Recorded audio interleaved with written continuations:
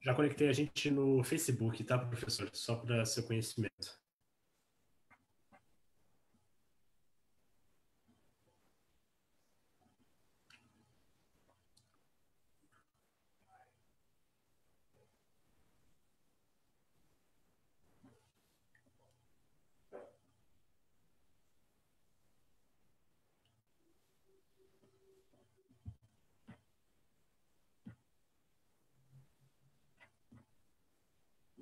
Eu já coloquei a gente ao vivo no Facebook. Talvez seja o caso de precisar que você abra a janela e tal, porque aqui está constantemente avisando que a sua internet tá com problema de conexão.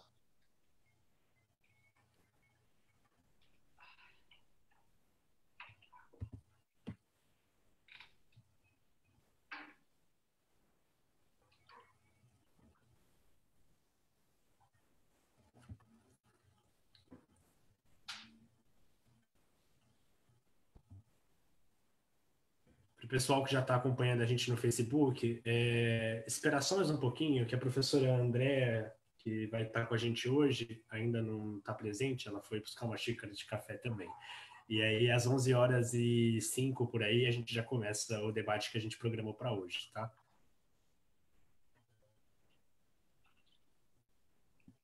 Já estou aqui. Oi, professora, eu coloquei a gente no Facebook, a gente já está ao vivo no Facebook. Para começar já? Ah, o Thiago saiu. Eu estou só esperando o pessoal começar a chegar também. Como eu acabei de entrar no Facebook, a galera está começando a chegar na live agora. Então, quando der 11h05 por aí, a gente começa, tá bom? Tá bom.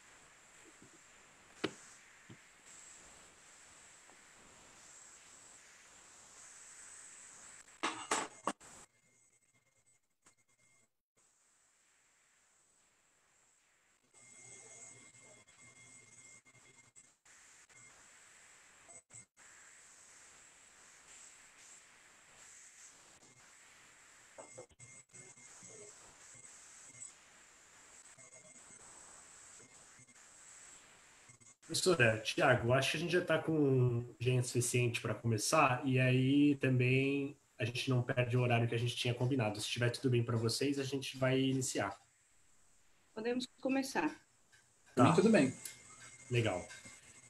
Pessoal, bom dia. Essa é mais uma live que a gente tem programado na agenda do BRI em Casa. Eu sou o João Gabriel, monitor do curso de RI aqui da UFABC, para quem ainda não me conhece e para quem não acompanhou as outras propostas de atividades do BRI em Casa. Peço para vocês se sentirem à vontade para compartilhar com os amigos de vocês, enfim. E para não se preocuparem, porque a live vai ficar gravada caso vocês queiram acompanhar depois também. Hoje, na live do BRI em Casa, a gente está com a professora Andréa Santos, da UFABC, e também temos um convidado, que é o professor Tiago Lima, da UFPB, e a gente vai discutir o tema Covid-19 e a questão agroalimentar, fome, a cadeia de abastecimento e a geopolítica do sistema alimentar. Eu agradeço a todos vocês que estão começando a acompanhar a gente. Sintam-se à vontade para perguntar no Facebook. No final da exposição, a gente vai passar as perguntas para a professora Andréa e para o professor Tiago. Então, sintam-se à vontade. Passo a palavra agora para a professora Andréa e para o professor Tiago. Sintam-se à vontade também, a gente está junto aqui nessa. Obrigado, pessoal. Muito obrigada, João. Bom, então, quero apresentar a nosso convidado, o meu convidado, o professor Tiago Lima, colega, amigo. Ele é doutor em Ciência Política da Unicamp, professor do curso de Relações Internacionais e do Programa de Pós-Graduação em Gestão Pública e Cooperação Internacional da Universidade Federal da Paraíba. Também ele coordena o curso do Programa de Pós-Graduação em Gestão Pública e Cooperação Internacional. Ele é coordenador do grupo de pesquisa sobre fome e relações internacionais e da rede de estudos agroalimentares internacionais, da qual eu também sou parte. Então, bom dia a todos que nos estão acompanhando. Vamos ter esta conversa sobre os impactos do Covid-19, na medida do possível, do que agora falar sobre os impactos desta crise gerada pela Covid-19, sobre a questão agroalimentar. Organizamos a fala em dois grandes blocos. Primeiro, abordando a questão do direito da alimentação, o direito humano à alimentação adequada frente a esta crise. E, em segundo lugar, as relações de poder, a geopolítica do sistema agroalimentar, como vão se ver impactadas, afetadas por esta crise. Eu vou fazer primeiro uma pequena introdução sobre o primeiro tema, né? Lamentavelmente, a humanidade ainda não consegue garantir para todos e todas o direito à alimentação, né? O problema da fome é um problema ainda presente nas nossas sociedades e que, apesar de o grande aumento da nossa capacidade de produzir alimentos, temos ainda esse problema secular já. O nosso panorama anterior à crise do Covid já não era alentador, né? Das últimas décadas, mas sobretudo a partir da crise de 2008, 2011, no caso dos alimentos, que é o ponto onde o preço dos alimentos aumentou muito e se declarou crise agroalimentar, começaram a surgir muitas críticas à totalidade do sistema agroalimentar. Críticas que abordam tanto a forma de que se produzem os alimentos, se distribuem e dos padrões de consumo. O panorama já não era, como eu falei, alentador, os desafios eram grandes e tínhamos já opiniões que nos falavam da necessidade de uma reforma radical da totalidade do sistema agroalimentar, ou de uma revolução alimentar, como chega a falar um relatório de The Lancet, muito famoso e muito consultado, que era sobre alimentação no antropoceno. Então, já tínhamos grandes desafios, sobretudo pela a combinação das duas crises. Uma crise agroalimentar, que não se consegue alimentar todas as pessoas, que temos ainda a fome, do crescimento das doenças vinculadas à alimentação, sobretudo a essa expansão da obesidade em populações pobres ou nos países em desenvolvimento, e ainda teríamos o desafio da crise ecológica. Então, seria essas duas crises como o grande desafio que as sociedades tínhamos presentes antes da crise do Covid. Então, eu quero convidar o Tiago para continuar falando sobre como se modifica ou como se altera este panorama frente aos novos desafios que estaria colocando uma terceira crise provocada pelo Covid, se podemos pensá-lo dessa forma. Tiago? Oi, Andréia. Muito obrigado pelo convite. Um prazer enorme te encontrar aqui virtualmente. Agradeço aí o apoio do João também e do Bacharelado de Relações Internacionais da UFPB. Deixo o meu bom dia a todos e a todas. Antes de começar a minha fala, algumas informações básicas. Primeiro tem o ambiente do teletrabalho. E às vezes a internet pode falhar um pouquinho, então eu posso recuperar alguma fala, alguma informação sem problemas. E outra coisa é que eu preparei algumas imagens, alguns gráficos para mostrar, para ilustrar minha fala, mas não tive condição de colocar isso num PowerPoint bem bonitinho, então eu vou apresentar para vocês na forma de uma anotação que eu fiz aqui no Word para ilustrar a minha fala, tudo bem? Então, eu acho que esse tema é um tema da maior importância mesmo. A gente tem que discutir esse tema. Os cursos de relações internacionais têm muito a dizer sobre isso, né? É meio clichê dizer que as grandes crises também são grandes oportunidades, mas eu acho que a gente tem que aproveitar muito mesmo essa crise enorme para repensar os nossos conceitos, os nossos preconceitos de maneira bastante criativa e aberta, e pensar o que a gente pode alterar na nossa realidade, propor como alteração na nossa realidade, para acabar com este flagelo que é simplesmente inaceitável, que é o flagelo da fome. Tá? Então, para falar um pouquinho sobre essa intersecção entre uma pandemia e a questão da fome, eu tenho estudado alguns autores, né, que eu descobri, que eu prestei mais atenção recentemente. Um deles é o Mike Davis, que é um urbanista e tem um trabalho muito interessante sobre como as cidades funcionam e tal.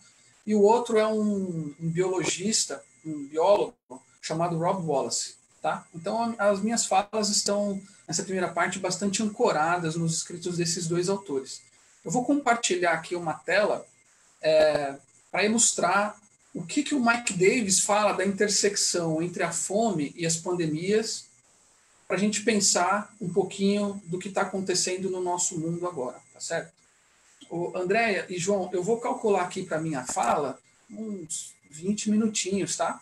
Se eu me empolgar muito aqui e pegar uma ladeira, vocês me avisem que eu me controlo aqui. Mas fala. Tá bom, então eu vou compartilhar minha tela.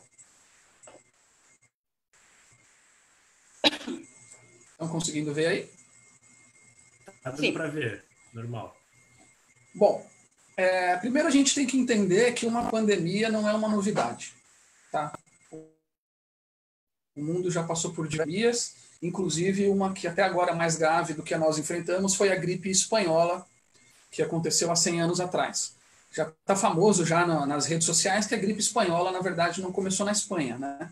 A Espanha foi o primeiro país a reportar a gripe e muito se diz que a gripe espanhola começou em Kansas, nos Estados Unidos. Lendo esse livro do Mike Davis que está aí, The Monster at Our Door, o monstro nossa parte, né? E o monstro é um frango, a gente vai entender o que isso quer dizer. Ele diz que já tem uma outra interpretação que diz que talvez o epicentro tenha sido na França também, né? E não que um porco passou para um ser humano, mas que um ser humano passou para o porco. Bom, não sei se essa discussão é frutífera, mas talvez ela tenha implicações, como a gente vai ver na segunda parte, quando a gente tratar da geopolítica da coisa, né?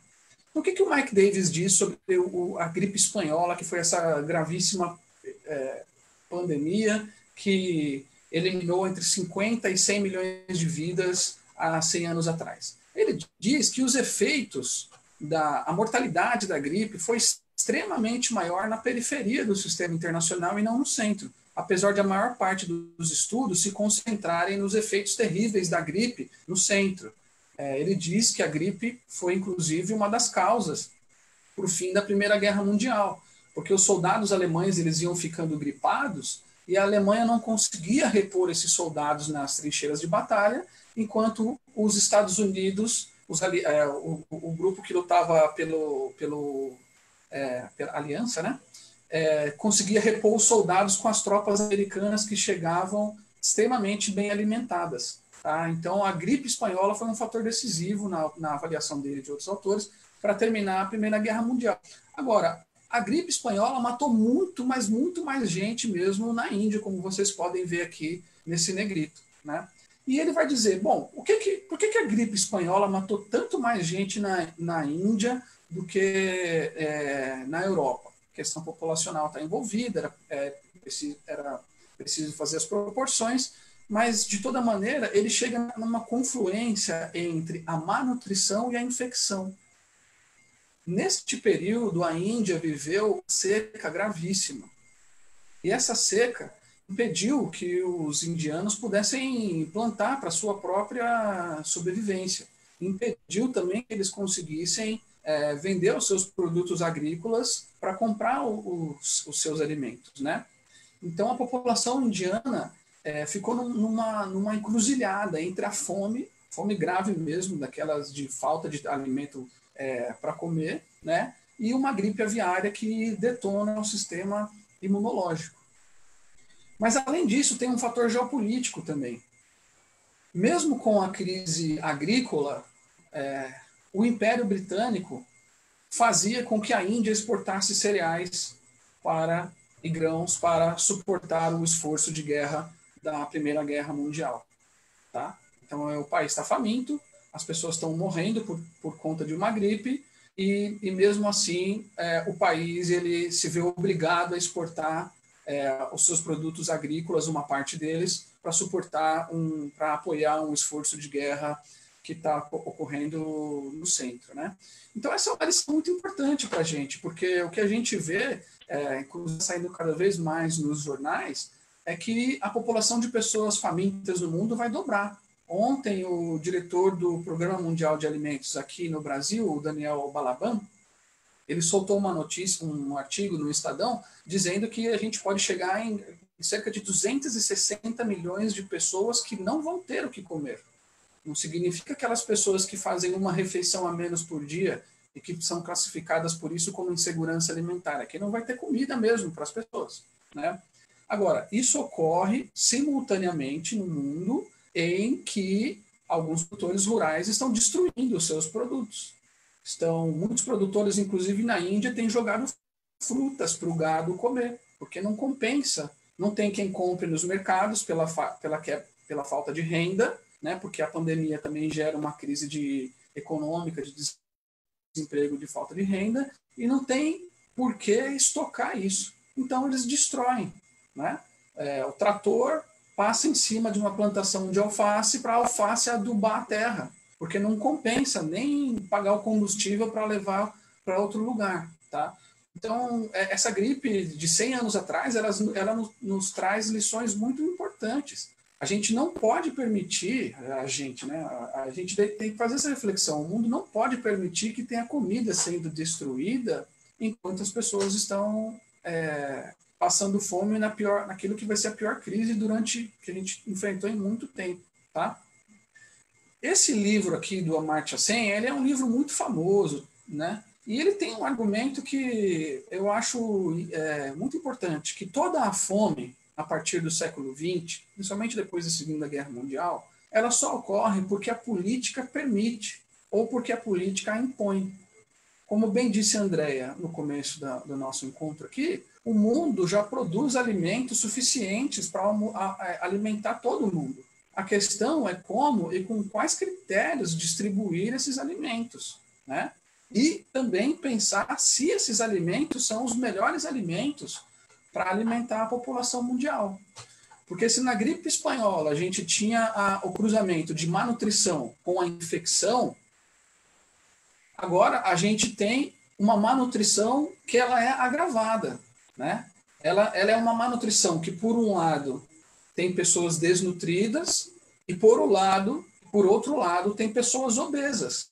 E isso é gravíssimo, porque, como os cientistas têm mostrado, as pessoas que possuem comorbidades, entre elas a diabetes, que é uma doença extremamente relacionada à obesidade, são pessoas mais suscetíveis a padecerem com a Covid-19. Pessoas que têm problemas no coração, problemas de pressão, são pessoas que são mais suscetíveis à Covid-19, né? E isso tem a ver com a obesidade também, certo? Então, olha só, separei aqui alguns gráficos para mostrar para vocês o tamanho do problema da obesidade, e que não é só um problema dos países em desenvolvimento, é um problema dos países desenvolvidos também. Esse primeiro gráfico aí traz uma taxa de sobrepeso e obesidade entre crianças. Então você vê que nos Estados Unidos, mais de 60% dos meninos são obesos, das crianças são obesas, né? O Brasil não fica muito atrás, mais de 40% dos meninos são obesos, certo? A China, olha a taxa de obesidade da China e da Austrália, que são países que possuem condições socioeconômicas completamente diferentes. Então, o nosso sistema alimentar, agroalimentar, que vincula produção, distribuição, consumo, hábitos, gostos, preferências, ele está produzindo isso na nossa sociedade. Tá? Vamos ver agora o número por adultos, pessoas que têm um índice de massa corporal acima de 30% ou mais. Né? Olha aqui na América do Norte, como que o índice é alto. Olha na América Latina e Caribe. Né?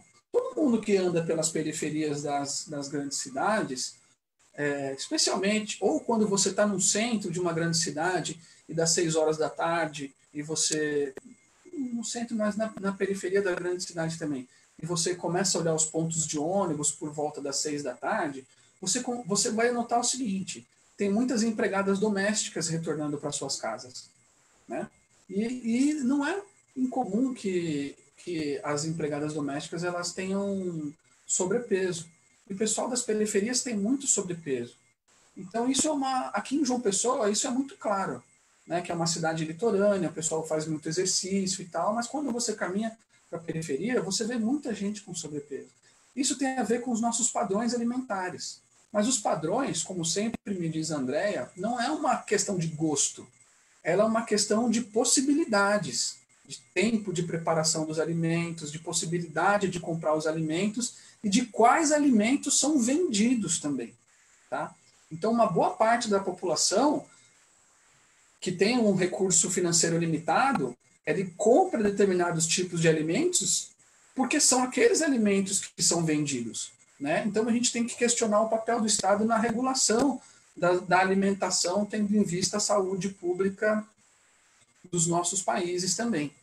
Esse gráfico aqui foi preparado pelo Rafael, meu orientando de mestrado, está na dissertação dele, que eu estou lendo, viu, Rafael? Um dia eu termino para te mandar a versão final corrigida, tá? E ele mostra a prevalência de obesidade na população adulta do Brasil. Gente, esse dado aqui, ele é ridículo, né? Nos últimos 15 anos é uma rampa. A nossa população está adoecendo, certo? Então, quando a gente pensar num futuro governo, quando esse pesadelo acabar, um governo que preze pela vida das pessoas, ele tem que olhar para esse dado e fazer alguma coisa a esse respeito. A gente não pode permitir que a população continue desta maneira, tá?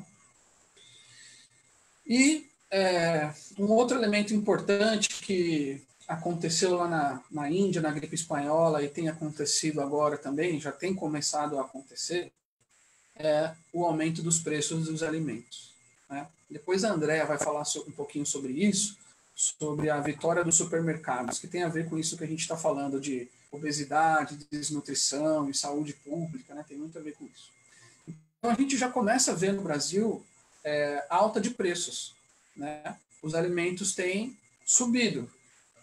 Veja, o preço dos alimentos tem subido, mesmo com alimentos sendo destruídos por falta de consumidores. Olha que sistema irracional é esse o nosso e que falta faz um governo para atuar nessas incoerências e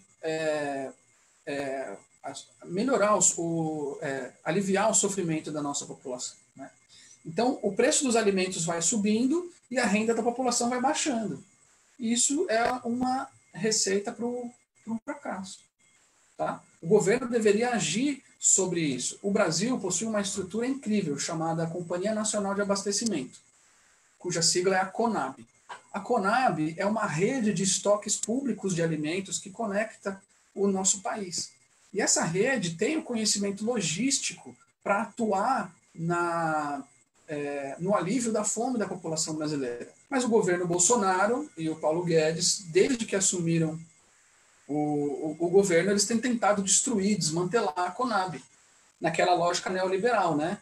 Empresa estatal não é importante, manter estoque de alimento é muito caro, porque você tem o custo de manutenção dos estoques, o mercado se regula melhor, então vamos diminuir a capacidade do Brasil de estocar e diminuir a capacidade do Estado de intervir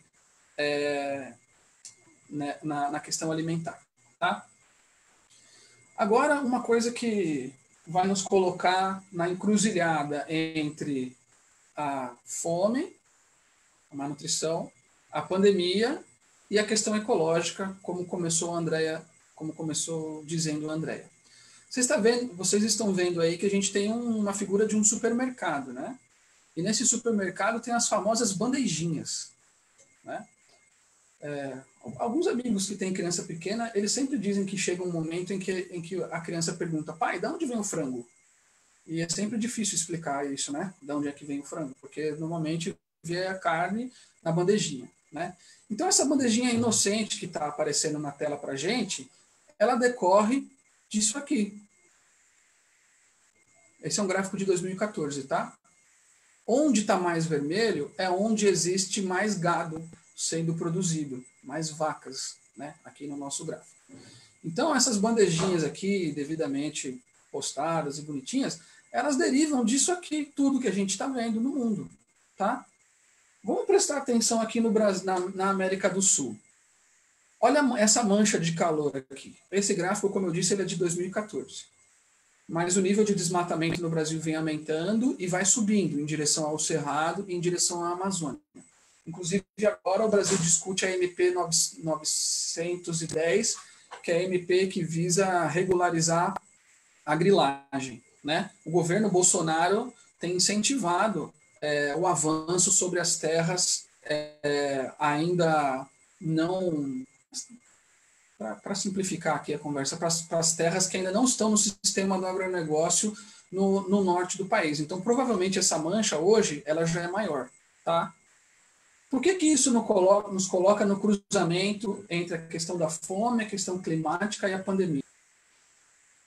Porque os biólogos têm nos mostrado que as gripes aviárias e outros tipos de gripes suínas, elas têm uma chance enorme de surgirem quando animais silvestres se encontram com animais produzidos de forma industrial. Tá? Um vírus de um animal exótico, que hoje está famoso o morcego, né? Mas pode ser um outro animal exótico da Amazônia. Esse animal exótico vai encontrar um animal produzido em escala industrial, que pode ser um frango, um porco, pode ser um gado ou outro tipo de animal. E quando um animal encontra o outro, os genes desses vírus, eles se combinam e muitas vezes eles ganham a possibilidade de entrar no corpo humano. E quando eles entram no corpo humano, o corpo humano não tem defesas, ele padece da gripe. Tá? Então, o cultivo que avança para dentro das áreas silvestres, das matas, ele reduz o espaço para os animais silvestres, então esses animais silvestres vão ter que buscar outros lugares para sobreviver, provavelmente vão avançar em cima das cidades, e nessas cidades vão ter concentrações de animais. Tá? E aí o destino pode fazer um pato encontrar um porco e disso gerar uma nova pandemia. Tá? Quem já viu aquele filme Contágio, que tem o Matt Damon, eles mostram isso. Né? Não vou dar muito spoiler aqui. Agora, olha esse outro... Já estou acabando já, hein? Mas 3 minutinhos. Continua. Tá. Olha esse outro gráfico aqui. Concentração da produção industrial de suínos e frangos no mundo. Os gráficos estão meio toscos, como eu já expliquei para você, né, gente? Isso aqui foi feito em teletrabalho. Onde está mais densa a cor, significa uma concentração maior de animais. Tá? Então, aqui no sudeste do Brasil, os amarelos são os frangos e os verdes são os suínos. Tá? Aqui no sudeste do Brasil tem uma mancha quente. Né? Aqui no nordeste dos Estados Unidos tem outra mancha quente. Tá? E aqui no sudeste asiático tem uma mancha muito quente de concentração de aves. Vamos olhar o gráfico dos suínos agora. Mancha quente no sudeste do Brasil, mancha quente no norte e nordeste dos Estados Unidos, mancha quente no sudeste asiático, e na Europa vocês estão vendo que é a mesma coisa também, né? Essa região aqui que começa a Eurásia. Então isso é o que os biólogos dizem que é uma receita para uma pandemia. Porque você tem uma concentração enorme de aves e de suínos que não estão num ambiente natural, Portanto, eles não conseguem desenvolver a imunidade no tempo da natureza para neutralizar esses vírus, e a chance de um vírus de um porco encontrar um vírus de uma ave é muito aumentada por conta da proximidade geográfica e da alta concentração dos animais. Tá? Agora, essas manchas de calor existem dessa maneira porque as populações se alimentam também dessa maneira. Né? Então, a gente tem que dar um jeito de refletir sobre essas encruzilhadas e pensar nos desafios que isso nos coloca para o mundo pós-pandemia. E o Mike Davis, como eu disse para vocês, que é um urbanista, ele ressalta essa posição. Esses lugares aqui que estão com essas manchas quentes são lugares no mundo de altíssima densidade populacional. Tem muitíssima gente. E num mundo cada vez mais globalizado como é o nosso, a disseminação de um vírus desse para outro canto, pelo transporte aéreo, ele é muito mais rápido. Tá? Então, isso é uma bomba relógio, realmente. Não sei se vocês já viram um americano, que é o principal assessor do Trump para a pandemia, ele chama, acho que é David Fauci. Ele disse no começo dos anos 2000 que uma gripe era uma ameaça mais imediata do que um ataque terrorista biológico. E que os Estados Unidos não estavam prontos para isso e eles deveriam se preparar para isso. Tá? O cara acertou na mosca. Certo? A Covid já matou mais americanos que a Guerra do Vietnã. Só falta ela matar mais agora que as guerras mundiais e depois que a Guerra de Secessão. Tomara que não chegue a isso, né? Bom, para finalizar essa primeira parte aqui, uma frase do Mike Davis para sumarizar isso, né? Eu vou fazer uma tradução simultânea aqui, tá certo? Então, para recapitular o argumento que ele fez antes, a urbanização do terceiro mundo e a revolução da pecuária transformaram profundamente a ecologia da gripe e aceleraram a possibilidade de combinação dos elementos que produzem a gripe, dos genes que produzem a gripe. Mesmo que a humanidade tenha miraculosamente escapado da gripe H5N1, que era uma gripe que ele estava debatendo no começo dos anos 2000, ele continua. Nós vamos estar rapidamente, em breve, sob a ameaça de outros tipos virulentos de gripe aviária. Tá? Então, quando a gente ouve os políticos dizendo que ninguém estava preparado para isso só significa uma coisa.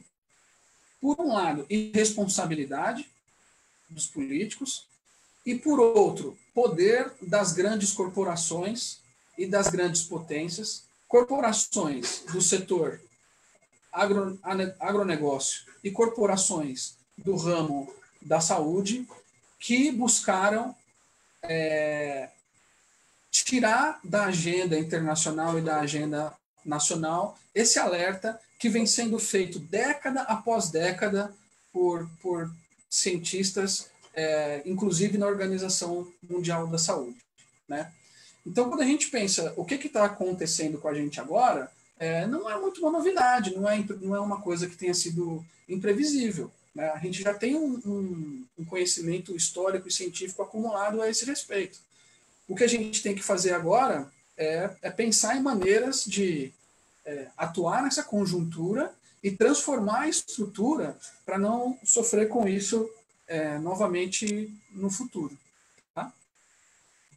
Então, eu acho que eu encerro aqui essa primeira parte, Andréa. Vou retomar um pouquinho tudo as maravilhosas contribuições que você fez, ótimo. E eu acho que foi perfeitamente bem apresentado a seguinte questão. Eu falei que tem décadas falando, olhem, a produção de alimentos, a distribuição de alimentos, o consumo de alimentos tem que ser modificado. Olhem, tem outros apontando para a crise e as ameaças da crise ecológica, né? E que, no caso, para o setor agroalimentar, estão totalmente vinculadas, porque, como eu falo muito para meus alunos, né?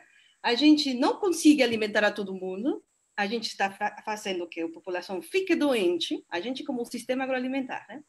E ainda assim estamos destruindo o planeta, porque todos esses animais que você colocou aí fazem poluição, contribuem com gases de efeito estufa, áreas destinadas para a pecuária são enormes, a maior parte dos grãos produzidos no mundo se dedicam para alimentar o gado, as galinhas e os porcos que você nos mostrou.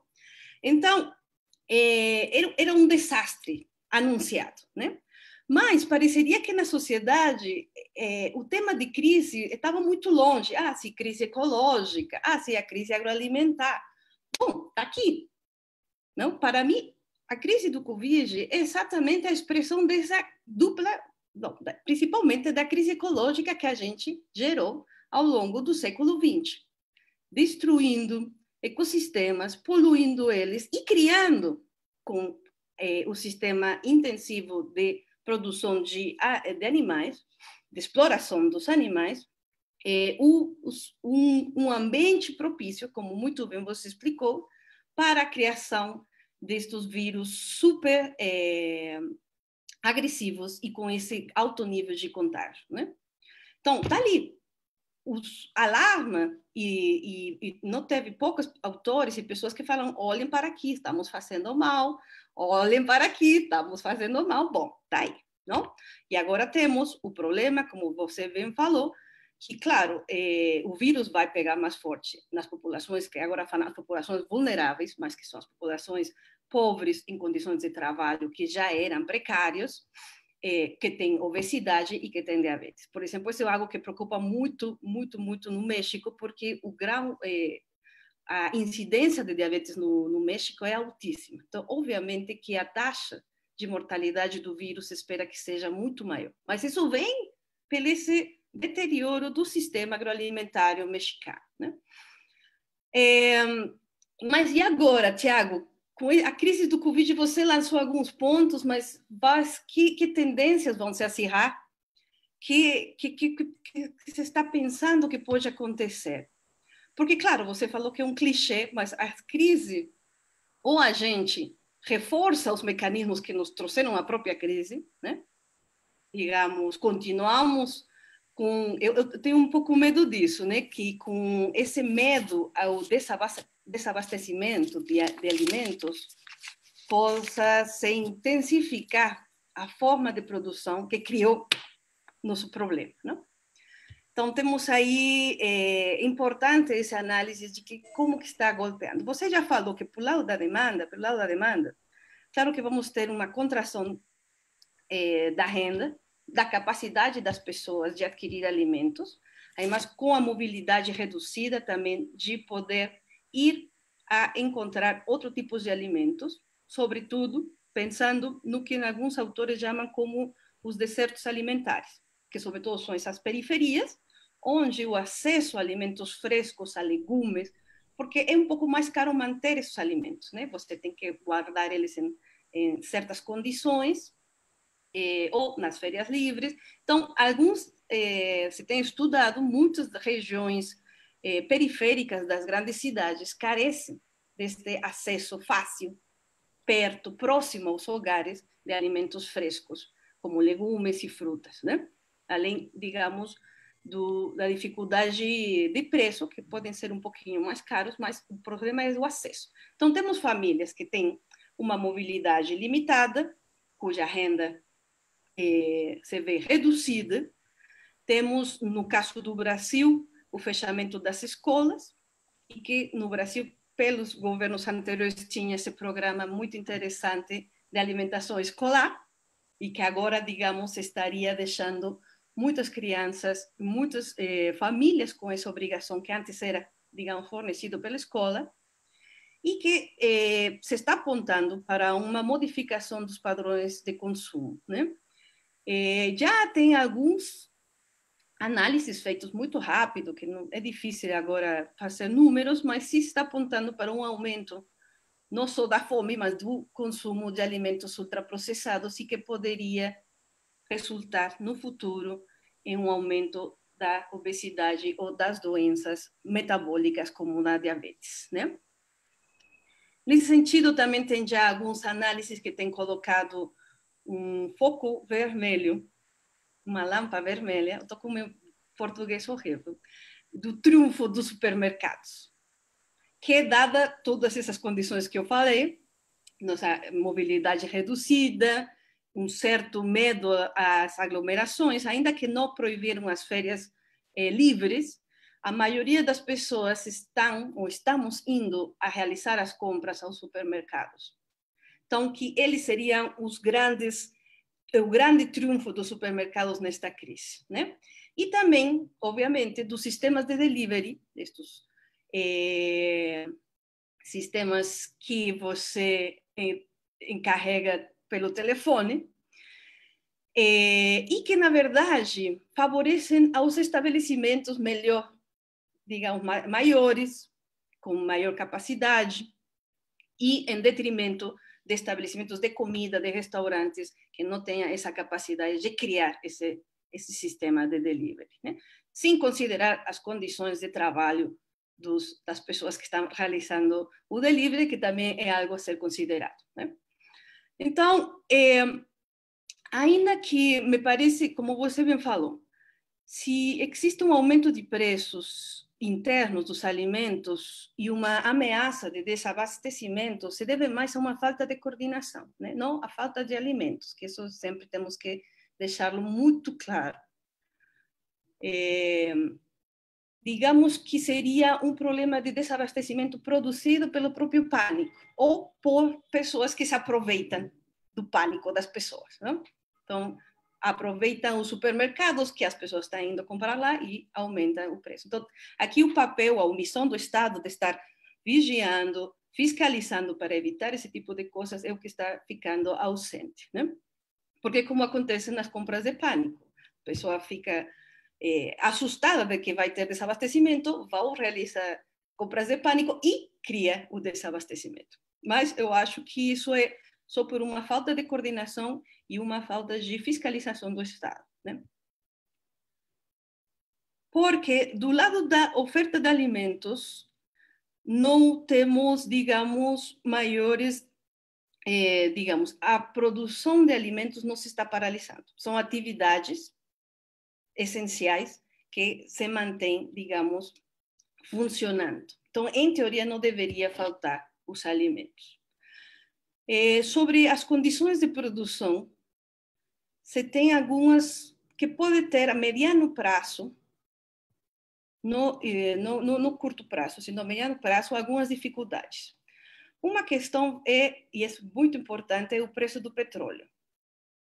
Desde a Revolução Verde, iniciada depois da Segunda Guerra Mundial, a produção de alimentos ficou muito entrelaçada com a indústria petroquímica.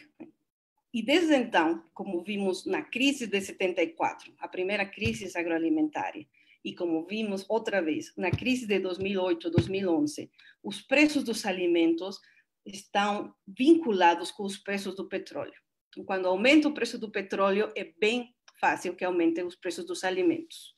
Porque o petróleo, ou a petroquímica, porque não necessariamente o petróleo em si, senão a petroquímica se utiliza para produzir fertilizantes, para produzir os agrotóxicos e para o transporte, a maquinária, as bombas de água, tudo isso que se utiliza na agricultura industrial.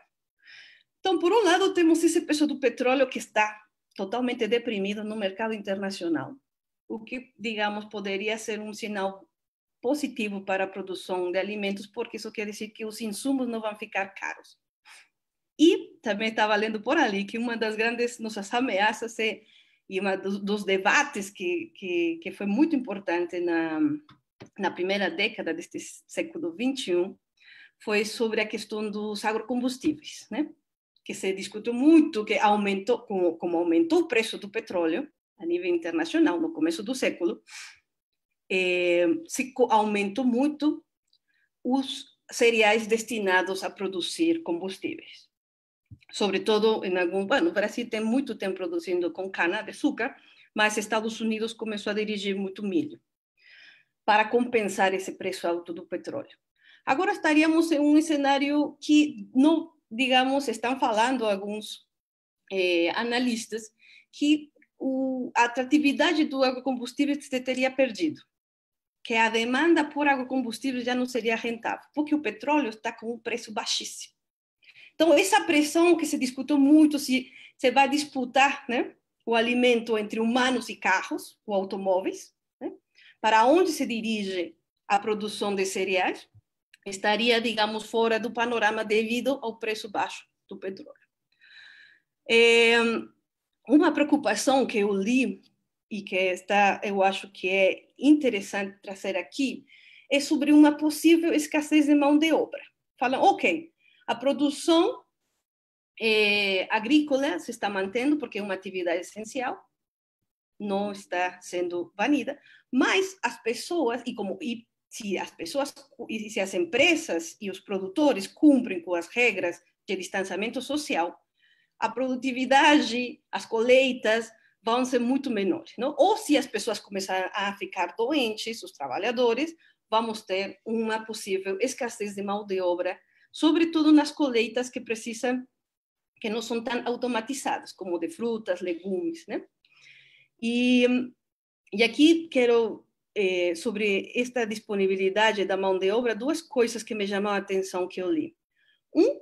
Os países desenvolvidos, como a Europa, digamos, as regiões desenvolvidas como a Europa e Estados Unidos e Canadá, estão muito preocupados porque suas agriculturas, sobretudo estas de frutas e legumes, dependem da mão de obra migrante, dessa mão de obra estacional de migrantes que vão, por tempo limitado, ajudar no momento das colheitas.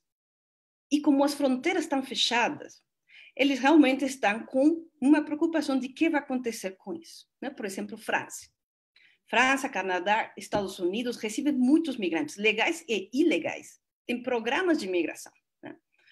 Eu li um texto que falava, vamos ter que criar novos programas de migratórios. Não imagina, Estados Unidos estava preocupado porque vão faltar migrantes mexicanos para a colheita de suas frutas. Então, algum tipo da narrativa que estava dominando começa a ficar, é que sempre sim precisamos desses migrantes, né? E, por outro lado, temos os outros, essa seria uma preocupação que está surgindo em questão da mão de obra na agricultura. A outra é sobre os focos, o adoecimento dos trabalhadores da indústria de carne, né? Ou como estes matadouros industriais superintensivos e os frigoríficos estão sendo focos de contaminação e de infecção do vírus. Nos Estados Unidos, a Tyson já foi denunciada porque não estava respeitando o distanciamento social e como tem saído algumas imagens, mas são grandes galpões onde estão entrando corpos, primeiro entram animais vivos, são assassinados intensivamente, um tras outro, e é uma maquinária, né? Então, aí as pessoas estão uma contra a outra, muito perto, muito próximas, não têm essa capacidade de se distanciar, e como são atividades essenciais, continuavam trabalhando e se constituíram em focos de infecção, né? Isso não ficou, obviamente, nos Estados Unidos e já está começando a surgir certas notícias no Brasil. Santa Catarina e em certas cidades onde tem grandes frigoríficos da JBS, esses lugares de trabalho estão sendo focos de infecção, né? E considerando, esqueci que nos Estados Unidos, quem trabalha nestes matadouros são migrantes e população afro-americana, né? Então, aqui temos, digamos, o acerramento de uma contradição, né? Esses sistemas intensivos, esses matadouros falam, não sei se estou inventando essa palavra, frigoríficos. Matadouros. Esses frigoríficos que estão desenhados para assassinar toda essa quantidade de animais que você nos mostrou nos mapas, né? Bom, posso fazer um comentário? Por favor. Sobre os Estados Unidos, e que essa crise também nos mostra, pensando assim, o pessoal de relações internacionais também, né? Bom, de todas as áreas, mas essa crise nos mostra como que o capital interage com o Estado nos momentos de tensão, né? E a questão dos frigoríficos nos Estados Unidos tem sido uma questão muito interessante de se observar, porque os americanos, eles são completamente viciados em carnes, né? Assim como os brasileiros. E se tem uma coisa que deixa uma população brava com o governo, é a população não comer o que ela quer, né? Isso aí que gera instabilidade, o pessoal perde eleição, isso é um problema, né? Então, por conta da paralisação dos frigoríficos, porque os funcionários estão adoecendo muito nessas condições que você falou, o Trump está prometendo aplicar uma lei de segurança nacional para obrigar os frigoríficos a não pararem de trabalhar. Né?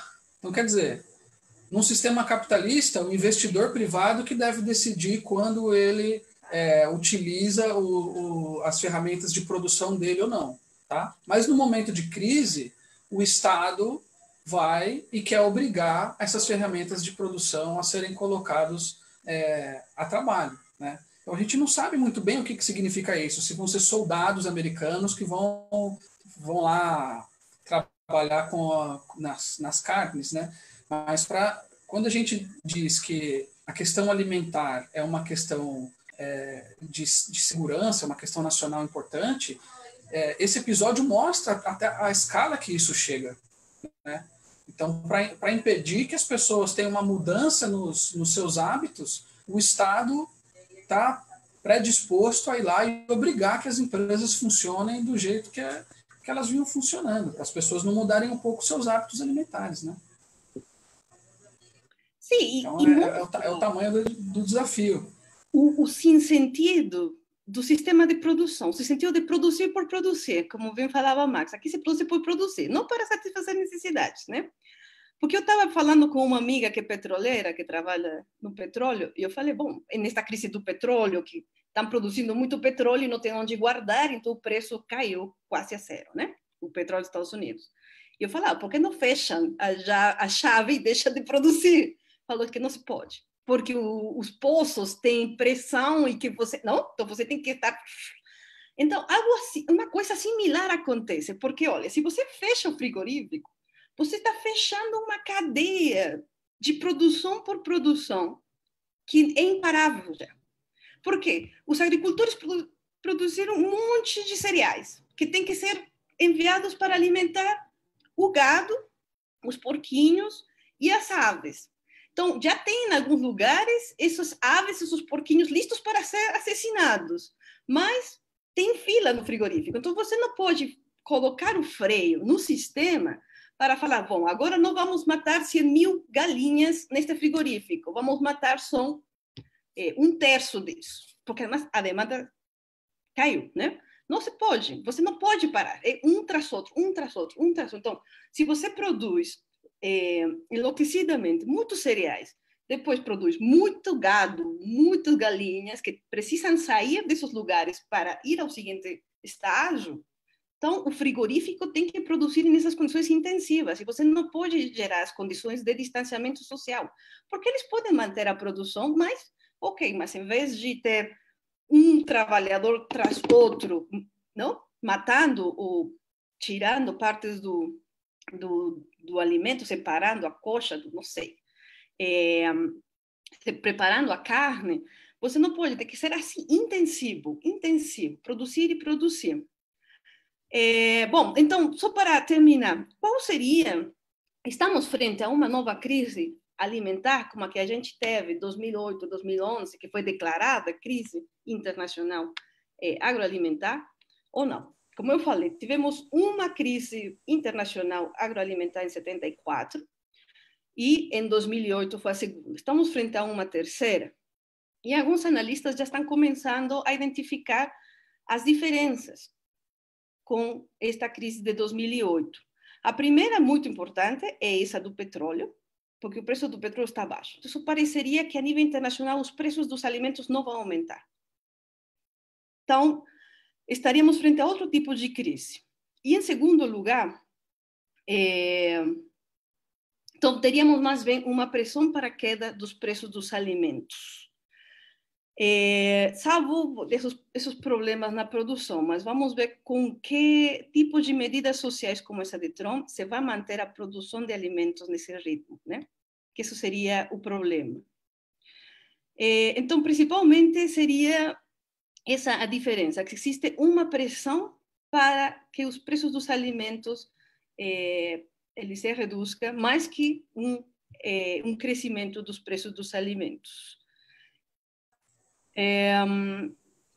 Bom, eu acho que eu deixaria ali e já poderíamos passar à questão da geopolítica, porque aí vou recuperar esta questão dos preços dos alimentos internacionais.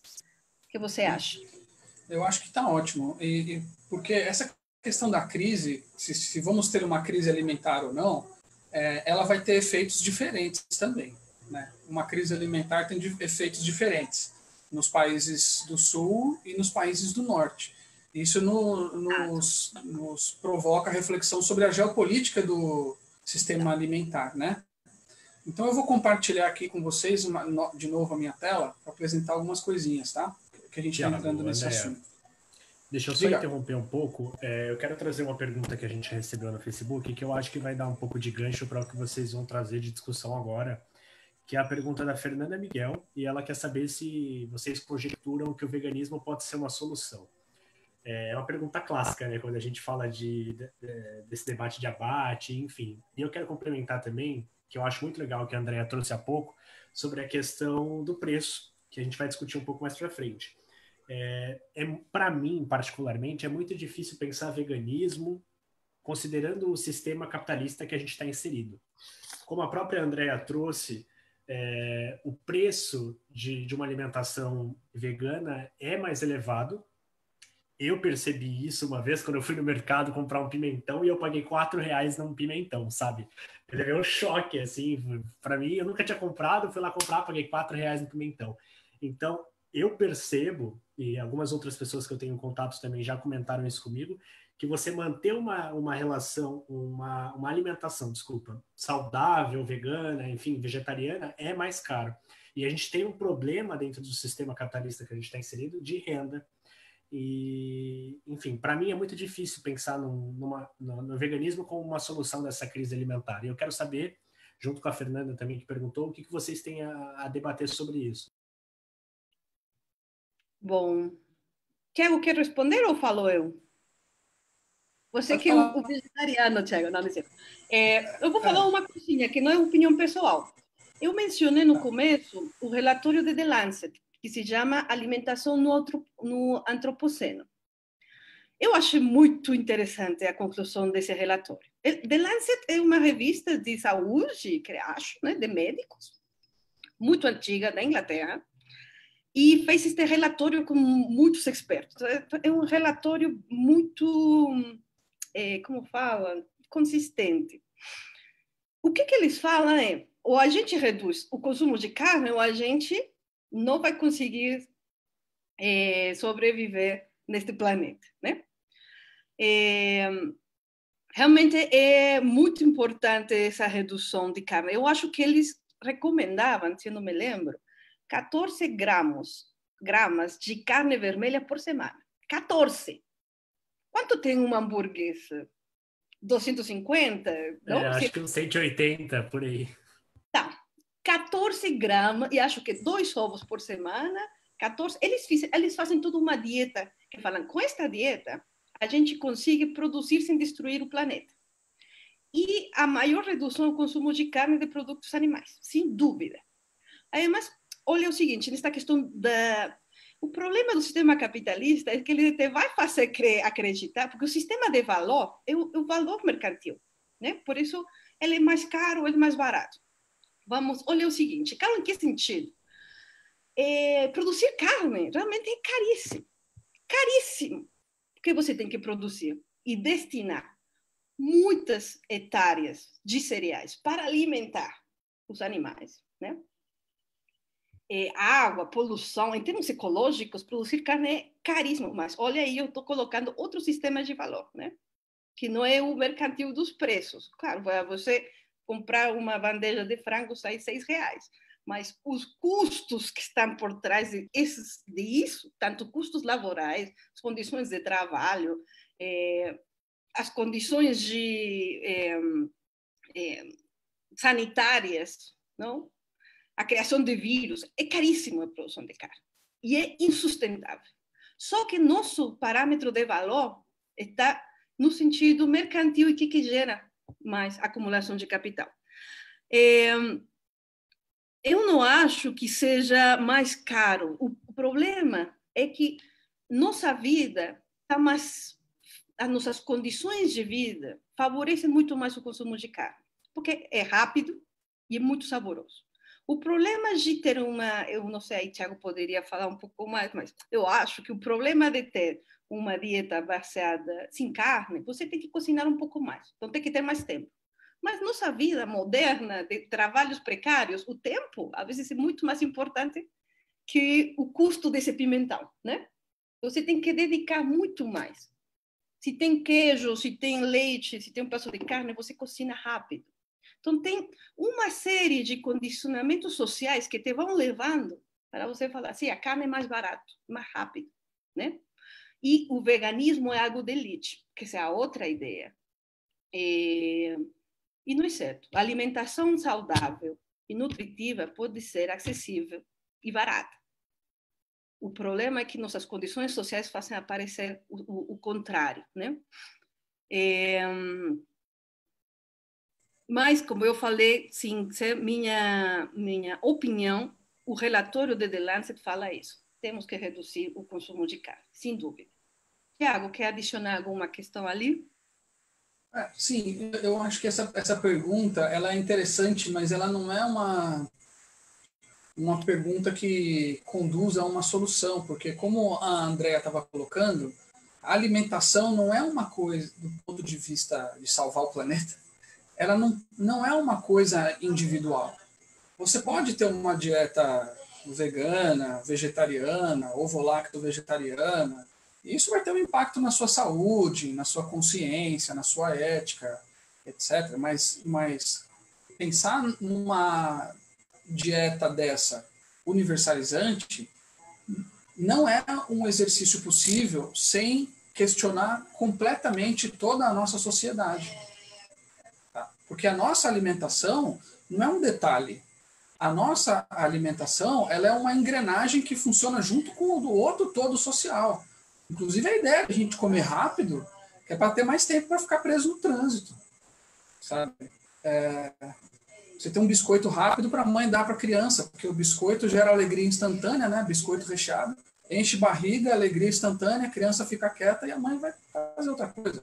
Então você tem que pensar o sistema como um todo. E tratando do sistema como um todo, uma dieta única, universal, também é uma coisa que não faz muito sentido, porque a gente tem que pensar, do ponto de vista da não destruição do planeta, em circuitos curtos de produção e de consumo, de distribuição. Então, a dieta alimentar que promova a saúde, ela vai depender muito das condições geográficas de onde as pessoas estão inseridas, né? Eu acho que, assim, nos termos de pensar uma solução, a única coisa que dá para a gente dizer é que tem que reduzir o consumo de carne. Não eliminar o consumo de carne e os derivados do leite, né? Ou dos produtos animais. Mas reduzir o consumo de carne é o principal. E se a pessoa vai ser vegana, vegetariana, ou vai comer um pouco de carne só, isso vai depender de outras questões, né? Legal. Eu acho que respondeu brevemente aí o que estava sendo perguntado pela Fernanda. E se vocês quiserem dar prosseguimento para geopolítica, a gente pode seguir já. Tá, beleza. Deixa eu só achar a minha telinha aqui de novo. Então, volta para a tua telinha. Pronto. Estão vendo compartilhado aí? Ainda... Está carregando. Está carregando. Entendeu? Não, está preto. Ainda está preto. Aí, foi. Agora deu. Foi.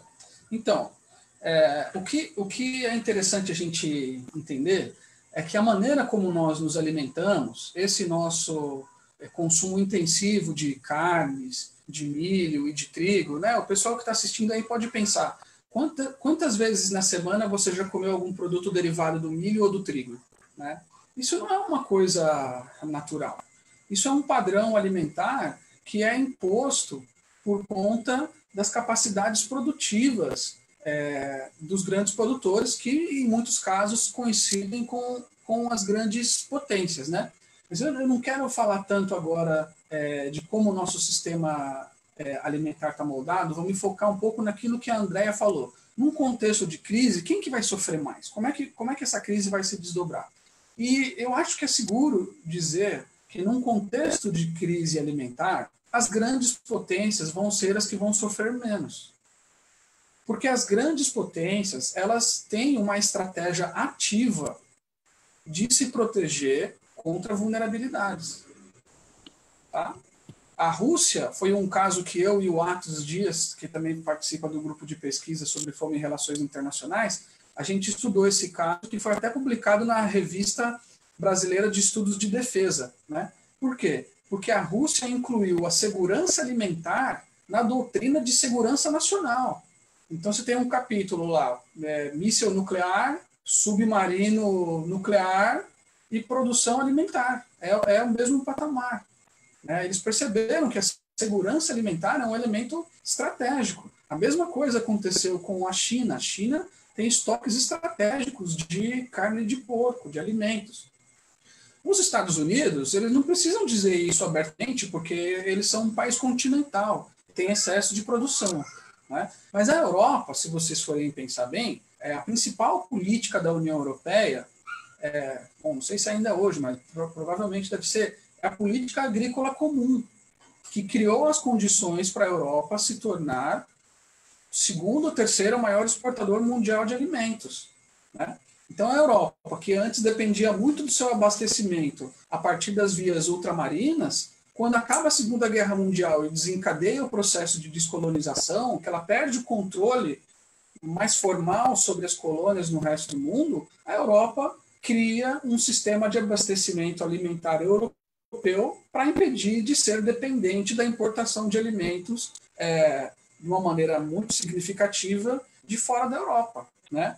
É claro que alguns mercados de frutas e legumes são muito dependentes dos produtos tropicais, mas não é possível mais esfaimar a Europa, né? Porque a Europa já produz alimentos suficientes para elas e gera, inclusive, os excedentes de exportação. Tá? Agora, os países em desenvolvimento, os países mais pobres, vão se tornar países que são cada vez mais dependentes da importação de alimentos. Eu acho que a Andrea vai falar um pouquinho sobre isso depois. No ambiente que a gente está vivendo hoje, o que aconteceu?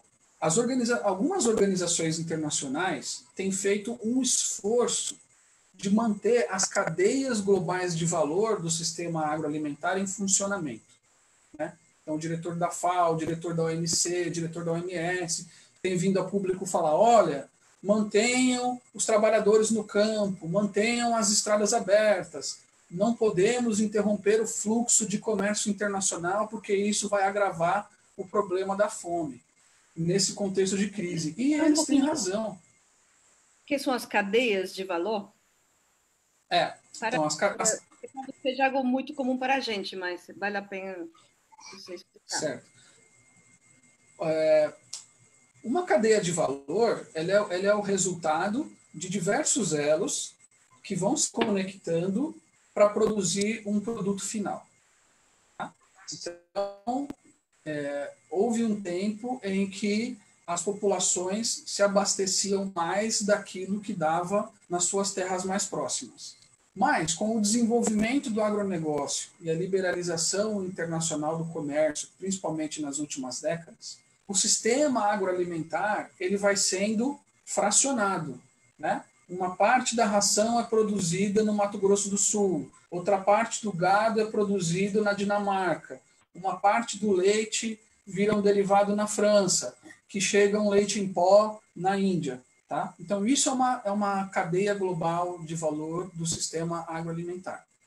Então, os diretores dessas organizações internacionais, eles estão fazendo um apelo. Olha, não permitam que o distanciamento social, as quarentenas, os lockdowns, né, esse termo horrível em inglês, os confinamentos, prejudiquem as cadeias globais de valor, porque isso vai ter um impacto nos preços, nas disponibilidades de alimentos, etc. Então, o que eles estão argumentando é que cada país mantenha o seu papel num sistema agroalimentar internacional que foi moldado ao longo dos últimos tempos, tá?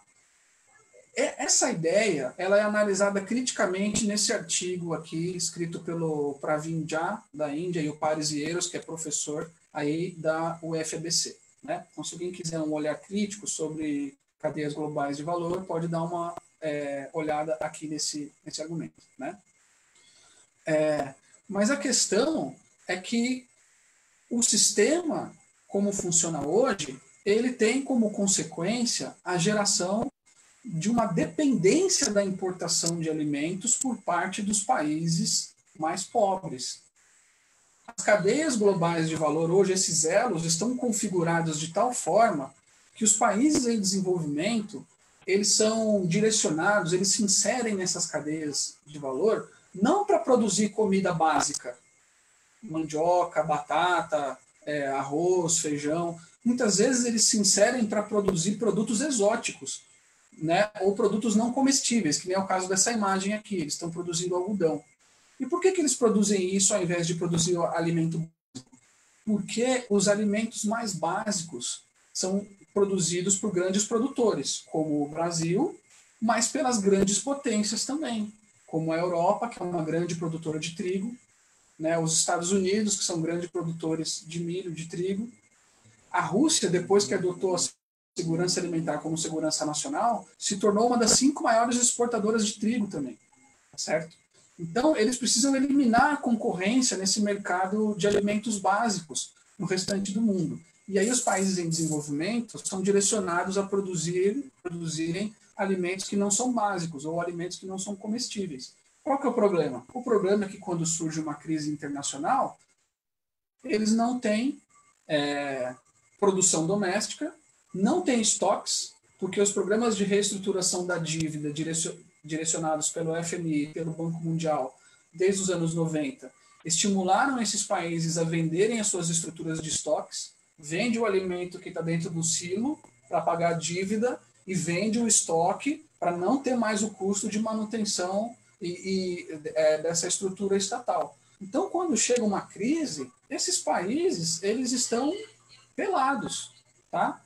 Aí que vai criar uma necessidade enorme de vir aqueles carregamentos do Programa Mundial de Alimentos distribuindo alimentos básicos para esses países, né? Então, para concluir essa parte e passar a bola para a Andrea, o sistema alimentar internacional ele não é uma relação espontânea de mercado. Ele deriva de relações de poder. Qual país que manda mais na Organização Mundial de Comércio? E de relações de poder anteriores, como que foram formadas as colônias, quais tipos de produtos de produção as colônias foram submetidas, né? Tudo isso vai ter uma consequência sobre o que está acontecendo agora. E a gente tem como possibilidade de pensar eventuais mudanças nesses sistemas, né? Então, Andréa, eu acho que você preparou uma fala sobre os impactos para os países exportadores, né? E para os países importadores também, né? Para a América Latina, um pouquinho focado. Então, tá. eu vou continuar com isto que você apresentou. Porque, claro, temos que ter em conta o seguinte: quando falamos de sistema agroalimentar, é muito importante para a nossa história como países latino-americanos, né?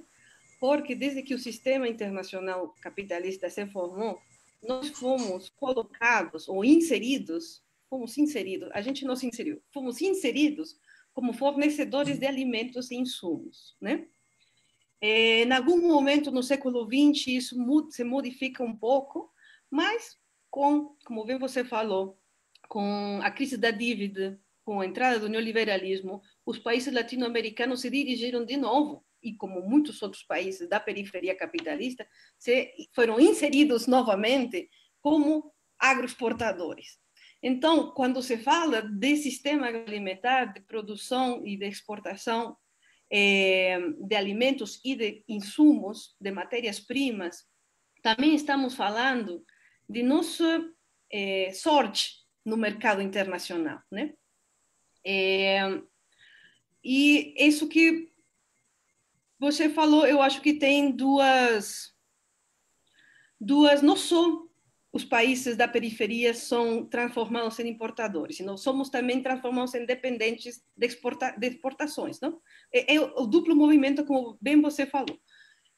O caso do México e do Brasil, eu acho que são um pouco diferentes, mas o caso do México é muito, eu acho que é muito mais representativo do que acontece em outras partes, por exemplo, nessa imagem que você nos mostrou, me imagino, da África, que é vocês deixam de produzir seus alimentos de consumo interno, isso foi o que foi falado no México nos anos 80, e começam a produzir as frutas e os legumes para exportação, né? Alimentos exóticos para os países desenvolvidos. Então, o México deixa de produzir trigo, arroz, carne, milho, e começa a produzir muito mais tomate, abacate. E essas são as coisas que a gente exporta, mas também a gente importa. Então, é uma grande dependência ao mercado mundial de alimentos. Isso, como bem você falou, desculpem, nos faz especialmente vulneráveis nas épocas, nos momentos de crise. Mas, e aqui é interessante, vai ser uma das diferenças com a crise de 2008. Por quê? Em 2008 se falou do boom das commodities. De alguns países, para alguns países exportadores da região, como o Brasil, esse boom das commodities, esse alça nos preços dos alimentos, né? Esse crescimento dos preços dos alimentos, a valorização das commodities agrícolas no mercado internacional, favoreceu, digamos, a entrada de divisas e essa especialização produtiva de países como Brasil, Argentina, Chile, né? Para os países importadores de alimentos não foi tão bom, porque os alimentos se encareceram. Mas para alguns países foi bom, dentro dessa especialização produtiva que foi imposta pelo neoliberalismo. Mas agora o panorama é o contrário. Como eu falei, a tendência internacional é que os preços, a desvalorização das commodities agrícolas. Então, o novo panorama que já se estava construindo desde antes da crise do Covid, que é o que todo mundo está falando, a crise econômica já se estava, na verdade, a gente nunca saiu da crise econômica de 2008. Você fez aí meio que um reajuste, mas certas contradições, certo esgotamento de certos mecanismos de acumulação já estavam presentes. A contração das exportações já está, do mercado internacional já estava se formando antes da crise provocada pelo Covid. Mas o Covid-19 vai, digamos, estourar muito mais essa crise. Então, essas são tendências que existiam, de uma contração do mercado internacional da commodities, que estava mandando sinal para os países como da América Latina de, olha, vocês se especializaram em um mercado que os preços estão caindo. Então, obviamente que não é rentável estar especializado nisso, né? E temos uma série de outra questão que está piorando a situação, que é a desvalorização das moedas, por exemplo, da região da América Latina e de vários países, né? Então, você tem um mercado internacional das commodities, tudo isso, os cereais, a carne, os alimentos que fluem no mercado mundial. Temos uma contração, se vão vender uma menor quantidade de volume, não? Uma redução no volume pela queda da demanda, pela contração econômica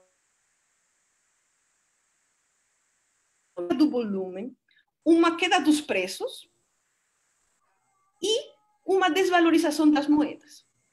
Então, isso faz de nossos produtos de exportação, seja no caso do Brasil, da carne, do trigo, da carne, do milho, ou no caso como o México e outros países, de frutas e legumes, fazem nossas exportações muito baratas,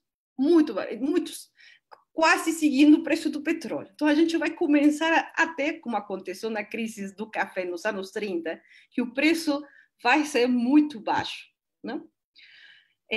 Por isso, e isso que bom que você mencionou a Rússia, 2 países já fecharam, digamos, limitaram, e isso colocou um alarme na FAO, fecharam as exportações. Não? Proteccionistas. Mas, claro, a Rússia falou, a gente vai estar dando de graça nosso trigo. né? Vietnã e Rússia fecham fronteiras nesta crise do Covid, porque eles percebem que, com tudo isto somado, né, que eu falei, um menor preço e a moeda está desvalorizada, então o trigo pode sair muito barato. Então, Rússia e Vietnã fecham suas fronteiras às exportações. Vietnã, sobretudo, de arroz, e Rússia de trigo.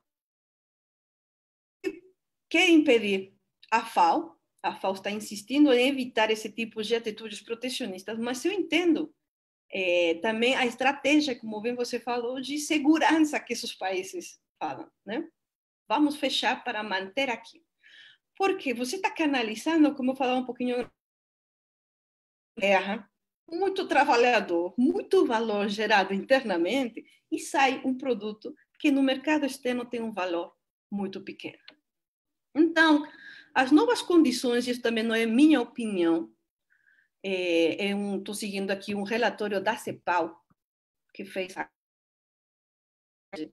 que o panorama para os países que estão inseridos dessa forma no mercado internacional, os países latino-americanos que fomos inseridos como exportadores de matérias-primas e importadores de alimentos também, não vai ser de aqui para frente, né? Vou mostrar uns 2 esquemas que recuperei destes relatórios, para ver quem que se vai ver favorecido e quem que vai se ver mais perjudicado.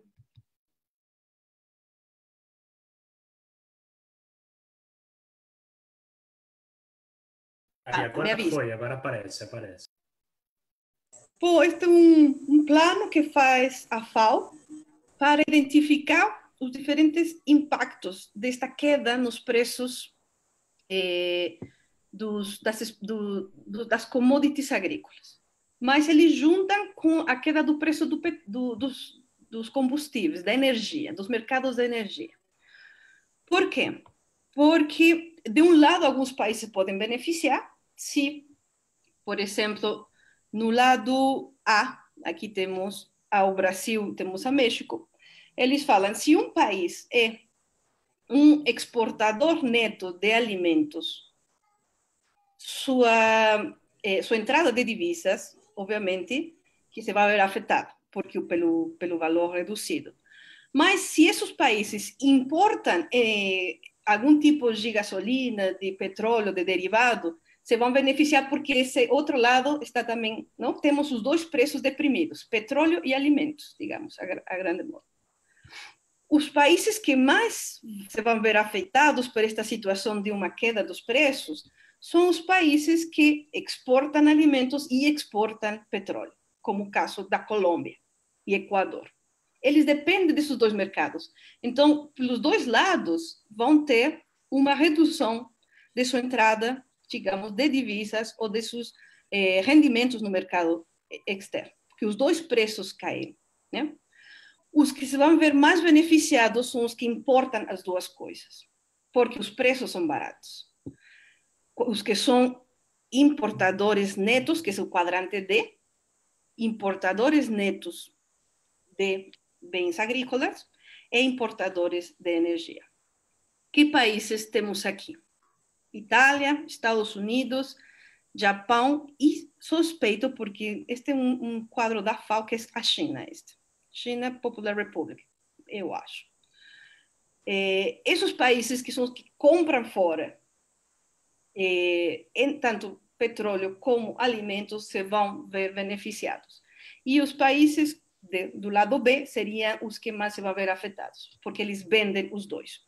Os nossos países, que de um lado compramos e do outro vendemos, poderia se compensar a perda de um lado pelo ganho do outro. Sobretudo por isso que eu falei, também o preço do petróleo está muito vinculado com o preço dos alimentos. Então, é interessante que já começa a se analisar quem que se pode ver beneficiado por esses preços baratos, por essa depreciação dos bens, dos commodities agrícolas e também, nesse caso,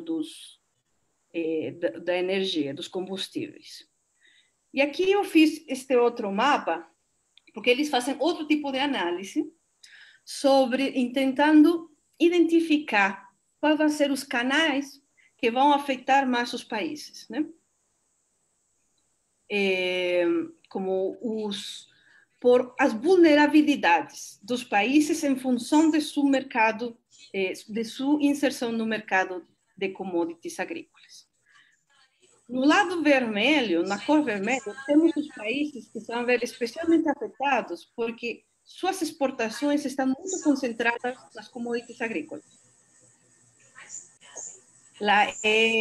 Vermelho e laranja seriam este lado de vulnerabilidade porque o mercado vai ser, digamos, vai ser reduzido. Não vão poder exportar tanto.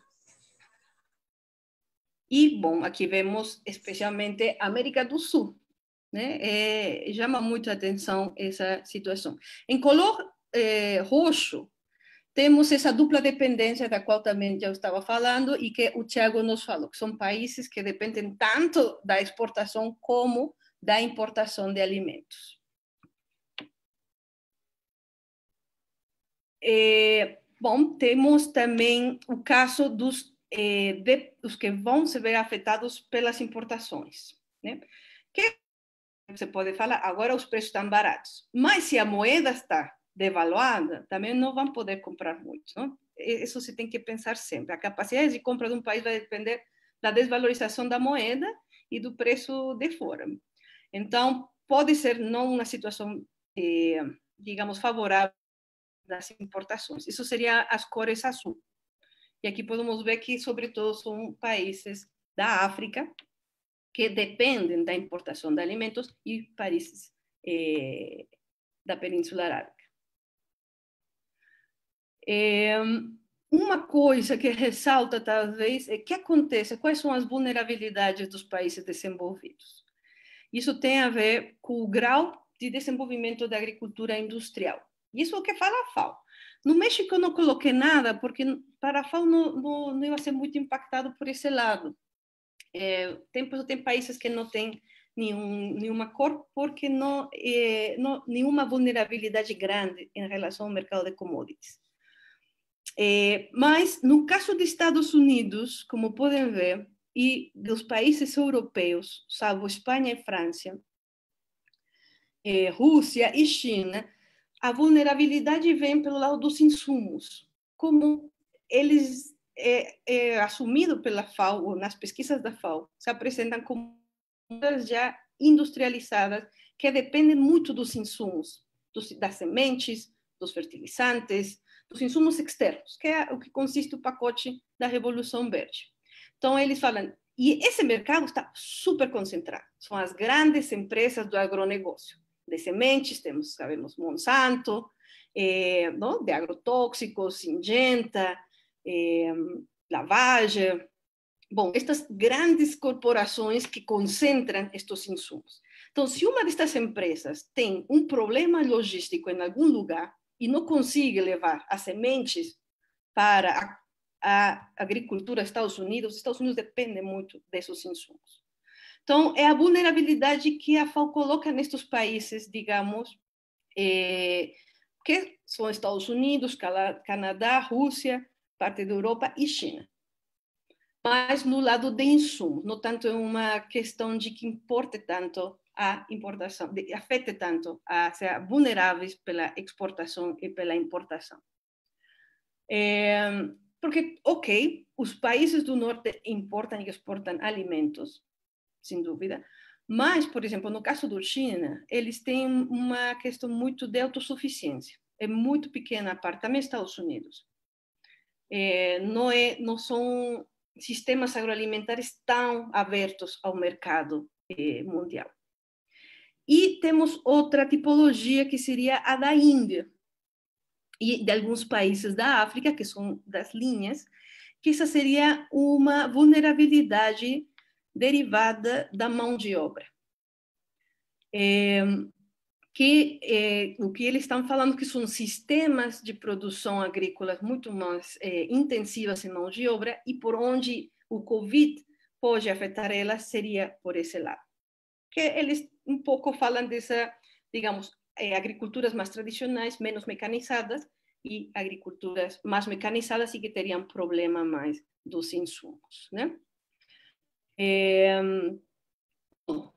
um pouco por onde a FAO está prevendo esses choques que vão ver da contração do mercado mundial das commodities, né? Então, já por último, já vou fechar isto. Como que é aqui? Eu queria refletir o seguinte. Como eu comecei falando, quando a gente fala de sistema agroalimentar, temos que lembrar isso. A América Latina foi, desde o começo da modernidade, inserida como esse lugar de fornecedor de alimentos e de insumos baratos para a acumulação de capital de outros lugares, né? Com a crise de 2008, quando aumentaram muito os preços, muitos autores falaram que pela crise ecológica os alimentos baratos acabaram. Se começou a falar muito de um esgotamento, e já tem dados, do esgotamento do pacote tecnológico da Revolução Verde. O uso de sementes, o uso intensivo de fertilizantes, o uso de agrotóxicos já não está fazendo aumentar a produtividade, muito menos os transgênicos. Eles não aumentam a produtividade da agricultura. Então, pareceria que estávamos chegando a um ponto em que, pelo deterioro que se foi acumulando, deterioro ambiental, destruição dos ecossistemas de alimentos, por essa lógica de produção da Revolução Verde, teríamos chegado a um momento de esgotamento tecnológico. E os alimentos baratos havia acabado a época dos alimentos baratos. Não? Isso tem livros de 2014, 2016 falando vai ser impossível restaurar os alimentos baratos. E eu não sei se estou aqui pulando muito rápido, mas por que é importante os alimentos baratos no centro? E isso é uma teoria velha do imperialismo, né? Se você consegue um fluxo constante de alimentos baratos da periferia para o centro, você mantém os preços da força de trabalho baixos. Então, são mecanismos de acumulação. Por isso é que a periferia é constantemente inserida nessa posição de estar enviando terra, enviando contidos nas mercadorias, né? Num quilo de carne exportado do Brasil, que tem parte da floresta, tem parte do trabalho deixado aí, tem o milho consumido pela vaca que foi no cerrado, não? Está tudo isso aí, isso é o custo social e ambiental dessas exportações. A água e a poluição que deixa, obviamente. Vão fluindo e isso se assegura dessa forma. Então, me chamou muito a atenção que a literatura posterior à crise de 2008 estava falando acabaram os preços baratos dos alimentos, pela crise ecológica. Já não é possível produzir alimentos baratos.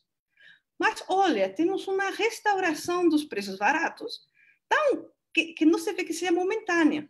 E com isto eu quero fechar a minha reflexão pelo menos, porque a própria CEPAL, essa CEPAL que surge nos anos 60 falando e que depois apoia um pouco o neoliberalismo, a própria CEPAL fala, gente, eu acho que outra vez estamos frente a um cenário no qual a América Latina tem que repensar a forma em que está inserida no mercado mundial, no sistema internacional. Não é possível, já não é rentável. Somos muito vulneráveis a essas mudanças de preços das commodities. Não podemos continuar. Eu juro que parece um texto dos anos 50 da CEPAL, mas é um documento de 2020, a CEPAL falando. É uma crise produtiva que vai mudar as relações. Então, a América Latina tem que repensar a forma em que está inserida no sistema. Porque não pode continuar basando-se nesse mercado de commodities que está, digamos, em quebra, já não é rentável, né? E, obviamente, que vai falar e vai chamar para retomar as iniciativas regionais e a cooperação regional. Né? Que no momento que está passando a América Latina, eu acho complicado, porque justo chegou num momento complicado. Mas é bem interessante essas duas rupturas que nos apresenta a crise do Covid. A literatura estava falando, os preços dos alimentos vão aumentar daqui para frente, pela crise ecológica. E temos esta, digamos, contração que vai levar nos está levando mais bem para abaixo dos preços dos alimentos. E a segunda, essa reflexão da CEPAL, pensando na nossa região, de que essa especialização que nos foi imposta pelas reformas neoliberais tem que ser repensada, porque a gente fica muito vulnerável. E por isso a contração econômica da região vai ser muito forte, muito forte. Os dados da CEPAL, esse relatório da CEPAL vai falar, a América Latina vai viver a pior crise da história, né? Ponto. Então, como outra vez a gente está vulnerável a isso? Bom, Tiago, quer adicionar alguma coisa, fechar? O que você acha? O João, que essa discussão nossa é sempre muito difícil, né? Porque a questão alimentar gera muita empatia e o nosso cenário é muito grave, né? A gente tem que preparar aí o corpo e a mente, porque os desafios que virão serão enormes, né?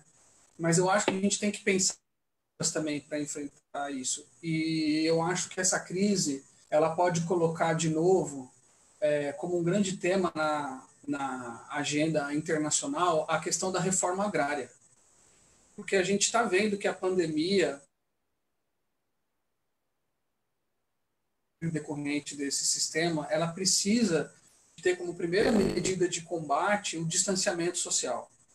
E com o nível de urbanização que o mundo está adquirindo, especialmente os países em desenvolvimento, que é onde tem favela, né? Isso torna praticamente impossível o isolamento social, o distanciamento social. Então, a questão da reforma agrária ela se coloca novamente por vários ângulos. Primeiro, porque uma reforma agrária permitiria distribuir a população de uma maneira que gerasse menos concentração. Um grande programa de reforma agrária seria um bom motivo para o Estado realizar grandes investimentos em infraestrutura para prover saneamento básico, criar linhas de energia que fossem sustentáveis, né? E por aí uma retomada do desenvolvimento. Do desenvolvimento não, uma retomada do investimento e do crescimento econômico, que o crescimento econômico não é uma panaceia, mas ele, em alguma medida, ele é necessário. E um programa de reforma agrária, ele tem curtos de produção e consumo, que agredissem menos a natureza se fossem produzidos de forma mais ecológica, né? Que diminuísse a vulnerabilidade dos países às exportações, mas também das populações às importações, né? O Brasil recentemente se tornou feijão. Isso para o brasileiro é um golpe no nosso orgulho, né? O que é brasileiro? O brasileiro é arroz com feijão. E o feijão, agora a gente está importando feijão. O que está acontecendo? Eu me sinto ferido no meu orgulho por conta disso. A gente deveria produzir todo. Eu acho que o momento é muito propício para a gente pensar na reforma agrária. Eu acho que a gente tem que levantar essa agenda para além dos grupos que estudam a questão agrária, que sempre estão trabalhando com ela. Eu acho que é o momento das populações urbanas, e pensando em termos da universidade, dos outros cursos que não estão diretamente vinculados à questão agrária, se somarem num movimento de solidariedade para a gente impulsionar essa demanda por uma reforma agrária que desconcentre a população nas cidades, que distribuam elas de forma mais... que distribua melhor essa população no território e que esses programas de reforma agrária possam ser ensejo para a criação de cidades ou vilas mais sustentáveis, né? Porque esse caminho que a gente está seguindo é um caminho de destruição. Felizmente é isso. Mas vamos torcer que essa crise abra essa janela e que a gente consiga aproveitar essa janela, né? Temos que trabalhar para isso. É muito legal que você tenha trazido a reforma agrária como motor desse movimento de transformação. Então. E tem ali uma pergunta que estaria um pouco nesse sentido, porque, bom, é janela de mudança ou de acirrar as contradições, não? A pergunta, posso ler, João? Porque Pode ler, professora. Quando as commodities valorizam-se, avança o agronegócio nos territórios, certo? O Brasil, o mundo viu isso. Se elas se desvalorizam, é preciso mais produção para manter os lucros. Ou seja, qual é o impacto disso tudo nos nossos territórios? Mais avanço na expoliação dos territórios? Então, é uma pergunta nesse sentido, né? Vamos continuar forçando, digamos, nessa especialização, aumentando os volumes de produção para manter o valor das exportações? E isso significaria muito mais, não só destruição, expoliação, sino assassinatos e uma série de violências que está acontecendo não só no Brasil, nos territórios do Brasil, sino toda a América Latina, né? Brasil, Colômbia e México são campeões nesses assassinatos, essas expoliações. Ou, como fala Tiago, vamos conseguir pensar a questão um pouco mais ao longo prazo, ou a CEPAL fala, e vamos mudar a forma em que a gente está pensando nossa inserção no mercado mundial. Porque, ao final, pode acontecer como aconteceu com o petróleo. O preço do petróleo chegou a quase zero. Um petróleo específico era o preço futuro do petróleo específico dos Estados Unidos. Porque tinha tanto petróleo produzido que já não dava para armazenar ele, para guardar ele, e o preço ninguém queria. Era mais caro manter ele guardado que vender, me entende? Então, tem um limite aumentar o volume para compensar a queda do valor. Tem um limite. E se não tem mercado, então pode cair muito, muito, muito o preço. Então, na verdade, muito mais no sentido de curto prazo, custoso, reorganizar todo o território, repensar toda a economia, nessa ideia linda que falou o Tiago, da reforma, de fazer uma reforma agrária para transformar totalmente a nossa ideia de organização espacial da sociedade, né? Mas é difícil realizar essas mudanças tão radicais, né? Professora Andréa e o professor Tiago, eu quero pedir que a gente vá concluindo, tal, porque a gente já está com 1h42 de exposição e com as perguntas. Então, a Terminamos, gente né, já... Thiago? Legal, beleza. Terminamos. A gente também já não tem pergunta inscrita, a gente já passou as perguntas. Eu quero só ressalvar e pedir para vocês uma coisa que tem pedido bastante no Facebook, o pessoal tem pedido, para vocês me passarem as referências bibliográficas dos artigos e tudo mais, porque o pessoal quer consultar. E aí, depois que a gente finalizar aqui, eu passo para eles no comentário da live mesmo, para eles poderem consultar também. Sim, eu te passo os links. Legal, obrigado. Então, para quem pediu, eu vou postar nos comentários logo após a professora me passar, para vocês poderem consultar também. Como a gente finalizou, eu agradeço. Agradeço a quem acompanhou. Para quem ainda não acompanha a página do BRI da UFABC, por favor, curta a página, porque aí vocês vão estar dentro do que está sendo discutido, dentro do projeto do BRI em Casa. A gente tem mais algumas lives marcadas para essa semana e para as próximas semanas também. Então é importante que vocês curtam a página para poderem estarem por dentro do que a gente está programando na agenda para vocês. Quero agradecer à professora Andréa e ao professor Tiago por ter disposto todo esse tempo aqui com a gente. Acho que foi fundamental a discussão, a aula foi maravilhosa, porque é um tema muito importante e que tem que estar dentro das discussões relacionadas ao Covid-19 também. Agradeço mesmo de coração pelo tempo que vocês dispuseram aqui para a gente, foi muito legal. O projeto está sendo bom para todo mundo, acho que tanto para quem está ouvindo quanto para quem está oferecendo conteúdo, é um espaço de vocês também, é muito legal que vocês possam discutir o trabalho de vocês.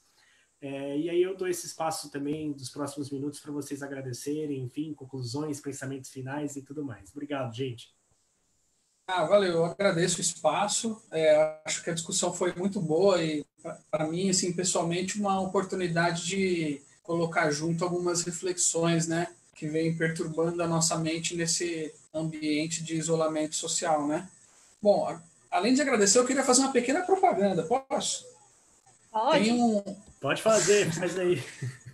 Esse livro aqui, ó, que a gente editou no âmbito da nossa rede, tá bem pequenininho, né? Depois eu vou mandar para o João colocar nos comentários também. Segurança Beleza. Alimentar e Relações Internacionais, que está à venda na Amazon, tá, gente? É uma coletânea aqui com artigos sobre o tema, para quem quiser uma primeira aproximação aí, é um volume que está bem legal, tá? No mais, só agradecer mesmo e desejar que isso tudo acabe logo, né? É isso. Eu quero agradecer muito ao Tiago por compartilhar esta conversa. Eu acho que foi uma ótima parceria. Então é isso. Eu vou passar os links dos materiais, dos relatórios e vamos tentar. Eu acho que a gente tem que puxar para essa saída melhor, né? Com certeza. Eu Muito acho que é obrigada. isso. Obrigado, gente. Boa tarde para vocês, boa semana e a gente se vê então nos próximos eventos aí que a gente tem marcado. Valeu, gente. Obrigado. Tchau, tchau. Tchau.